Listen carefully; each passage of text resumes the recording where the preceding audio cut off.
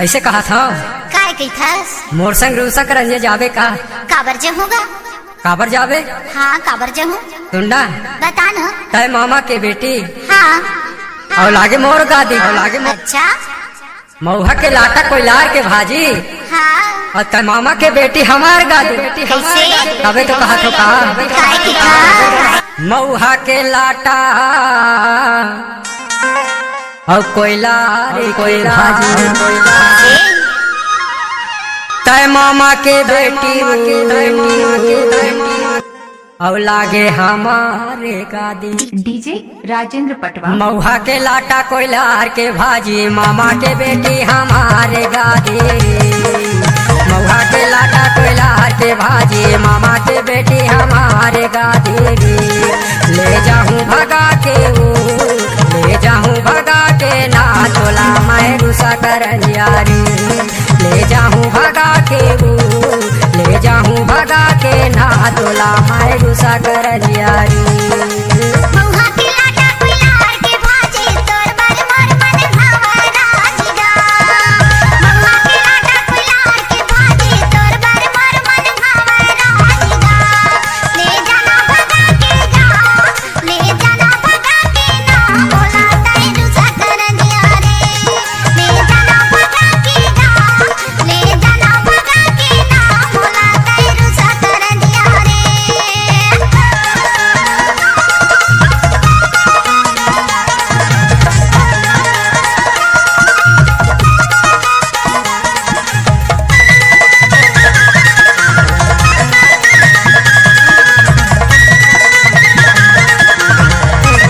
DJ Rajendra पटवा exclusive. चेहरा माँ गढ़े परान गढ़े परान गढ़े परान तोर चेहरा माँ गढ़े परान गढ़े परान गढ़े परान तोर खातिर भले जाही जान जाही जान जाही जान तोर खातिर भले जाही जान जाही जान जाही जान। ले जाऊं भगा के ले जाऊं भगा के वो तोला मैं रुसा कर यारी।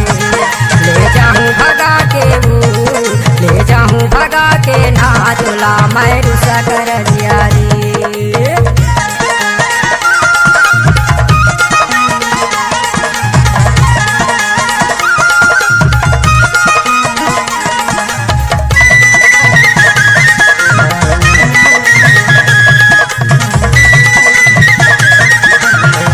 डीजे मोनू संगवानी तोर खातिर मैं हवा कुंवारी हवा कुंवारी गा।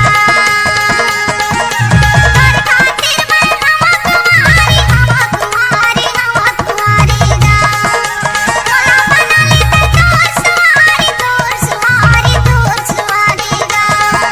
तोला बना ले तोर सुवारी तोर सुवारी तोर सुवारी गा। ले जाना भगा के जा ले जाना भगा के ना बोला तै रुसा कर दिया रे।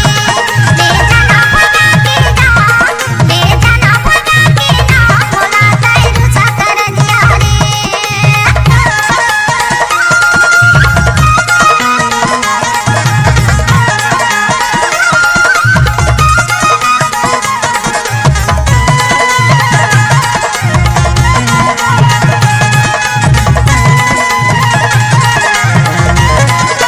डीजे मोनू संगवानी पानी ला पीले पियत भरले पियत भरले पियत भरले पानी ला पीले पियत भरले पियत भरले पियत भरले। नहीं छोड़ो रानी जियत भरले जियत भरले जियत भरले। नहीं छोड़ो रानी जियत भरले जियत भरले जियत भरले। ले जाऊं भगा के ले जाऊं भगा के ना तोला मैं रुसा कर यारी। ले जाऊं भगा के ले जाऊं भगा के ना तोला मैं रुसा कर यारी।